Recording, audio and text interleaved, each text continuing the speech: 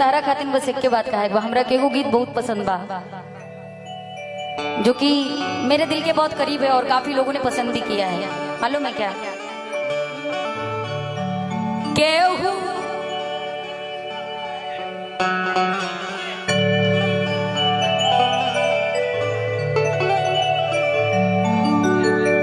अरे सुन पगली रे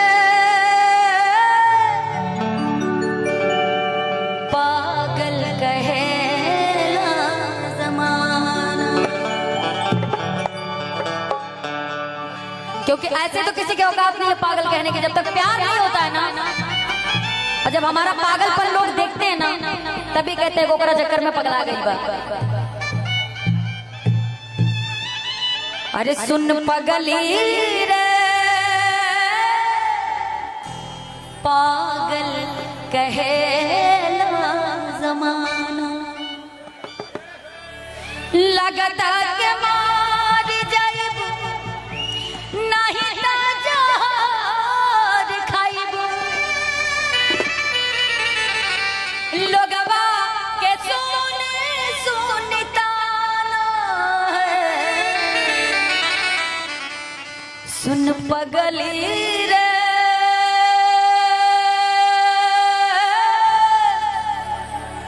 पागल कहे जमाना। लेकिन पागल भी कहता उसके बाद भी दिल से एक ही बात निकलती, क्या? याद फिर से सनम के आयल बा, ऐसे लागे कि कुछ हेरायल बा, याद फिर से सनम के आयल बा। अच्छा याद आती तो दिल क्या कहता है राजू भैया? अखिया तारे गहिया ताके मिजाज बनल बा बिगाड़ गइलू कैसान रोग धरा के, ई मिलन वाला छछने हार पाल, दिल हमर लागे कहीं ना ओ ज़ादी रे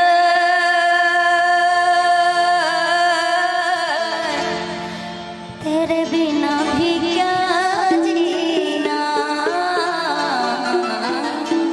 लेकिन सुनना, अरे सुन पगली रे पागल कहे जमाना, सुन पगली रे पागल कहे जमाना, लगता के मार जाइब नहीं ता जहर खाइब, लोगवा के सुनताना सुन पगली रे पागल कहे जमाना, सुन पगली रे पागल कहे जमाना।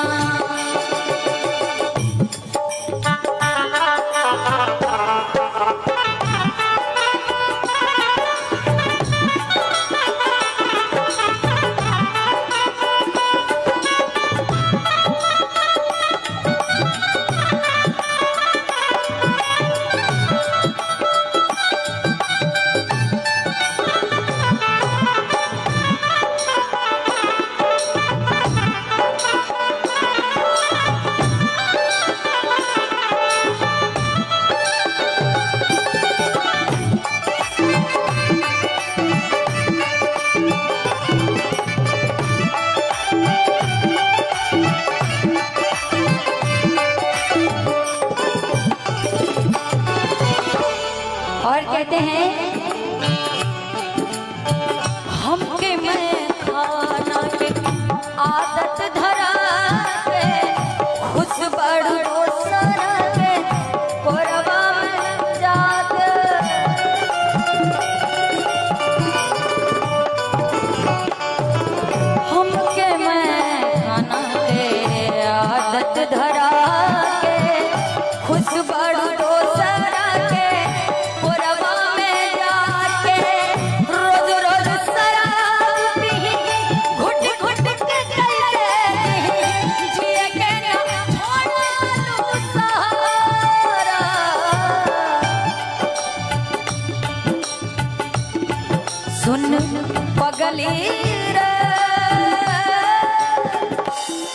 पागल कहेला जमाना, सुन पगली रे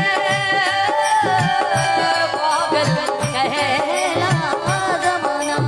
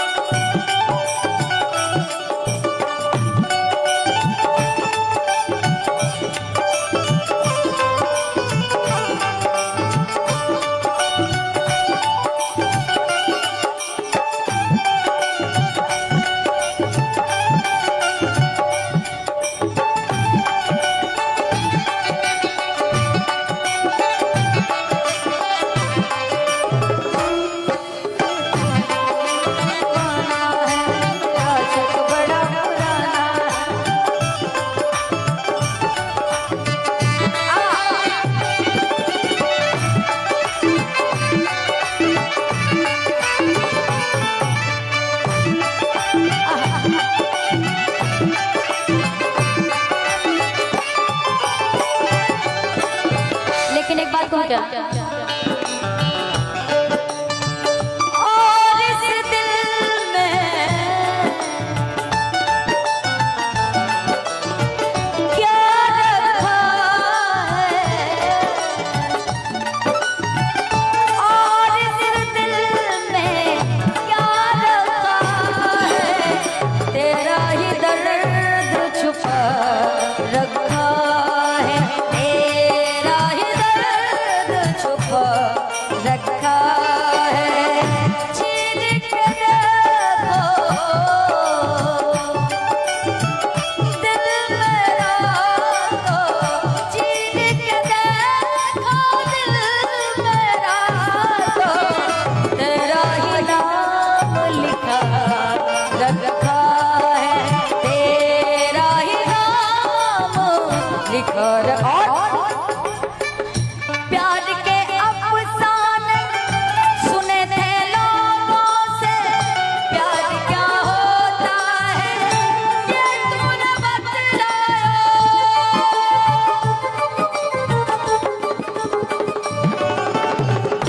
प्यार के अफसाने सुने थे लोगों से, प्यार क्या होता है ये तूने समझाया, तेरे सिवा कुछ याद नहीं, दिल हो गया दीवाना, दिल हो गया दीवाना।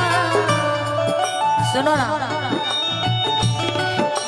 ये इश्क किए बदनाम हो गए, इश्क किए बदनाम हो गए, और चर्चे हमारे शरेआम हो गए। उस कमबख्त ने उस वक्त दिल तोड़ा जब हम उसके प्यार के गुलाम हो गए। अक्सर जब प्यार के गुलाम होते हैं, हमारा एलर्जी वगैरह से भैया, तभी कोई दिल भी तोड़ के जाता है, वरना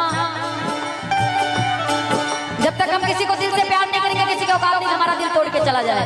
ठीक है, कहते हैं कि पहले प्यार किया, पहले प्यार किया, फिर पागल किया, और जब पागल हो गए तो गली गली में घूमने के लिए पागल बना के छोड़ दिया। दीवानों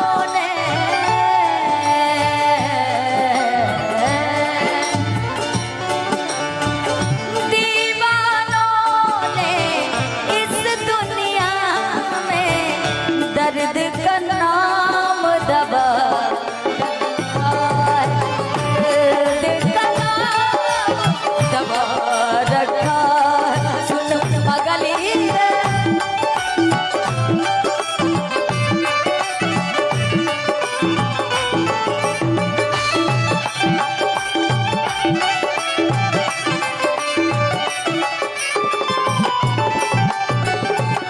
और जब प्यार होता है, अक्सर हम जिससे प्यार करते हैं उसी को भगवान समझ लेते हैं, लेकिन वो सबसे बड़ा शैतान होता है। तू ही हमर प्यारा रहलू, तू ही हमर जान हो, तोहरा के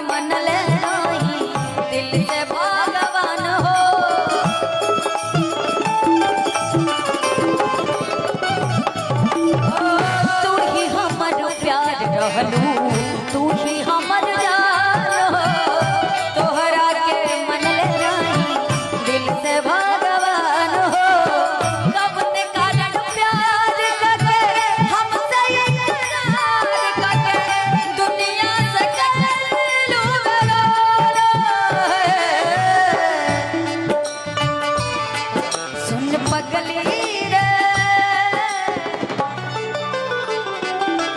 बेला जमाना, सुन पगली रे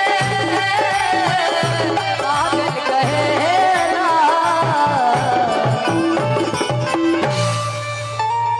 अच्छा लगा एक में